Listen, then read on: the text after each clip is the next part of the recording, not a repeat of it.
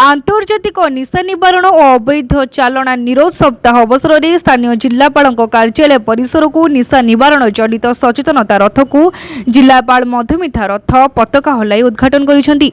समग्र जिलार 8टी जाक ब्लॉक एही रथ परिक्रमा करी निशापान जनित अपकारिता संपर्क में जनसाधारण को अवगत कराइबा।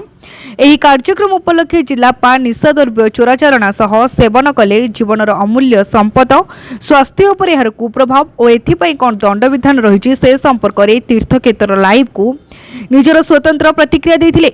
एपरिकी एही कार्यक्रम बेले उपस्थित विभिन्न वर्गर जनसाधारण को निज आह्वान माध्यम समाजर बृहत्तर स्वार्थ दृष्टि निशा को समस्ते ना कहवाकू परामर्श देथिले।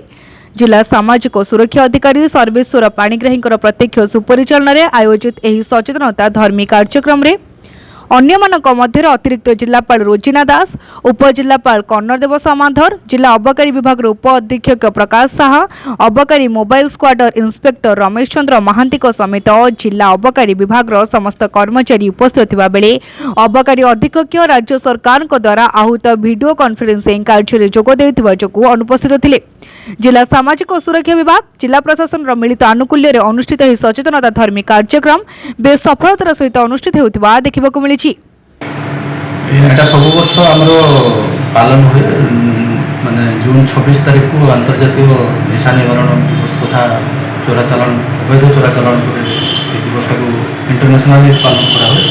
से संक्रांत में आम एसएसबी डिपार्टमेंट को इंस्ट्रक्शन अच्छी से सप्ताह व्यापी विभिन्न प्रकार कार्यक्रम करेंगे एवं आम सब वर्ष भली जेहेतु गत वर्ष आम स्पेशली गवर्नमेंट तरफ इंस्ट्रक्शन थिला आम 2 मास काल आम विभिन्न प्रकार प्रोग्राम करूँ जेहेतु ए वर्ष खाली आम से दिनटा को पालन पूर्व निर्देश अच्छे और से दिन आम आज एसएसबी मिलित भाव में आम पालन करूँ। काली एक्साइज डिपार्टमेंट तरफ रैली एवं जो रथ बाहर ता सहित आम उभय डिपार्टमेंट माने संयुक्त भाव मिलित भाव में आम पालन करूँ। आम निशा मुक्त सप्ताह पालन करुचु काली तार शेष दिन यही उपलक्षे आमर गोटे निशा निवारण आम सचेतनता रथ कलेक्टरेट नयगढ़ बाहरी से सारा जिला बुलब। निशा मुक्त समाज गठन पर आम समस्त भूमिका बहुत रही गुरुत्वपूर्ण भूमिका आमर कहीं जो युव समाज को निशा आजिकल कबलित करुच्ची से भविष्य नष्ट करुच्ची परिवार को ध्वंस करुच्ची।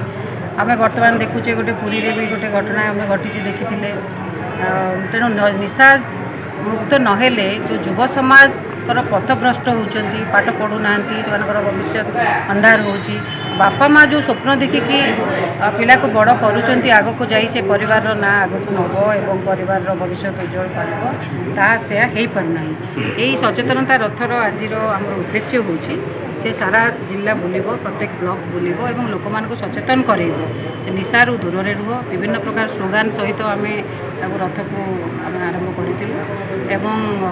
निशा को छाड़ जीवन को बचाओ निज जीवन को केमिति खराब करुच्ची यही सब विषय रे। नयागढ़ रामकृष्ण रथों रिपोर्ट तीर्थक्षेत्र लाइव।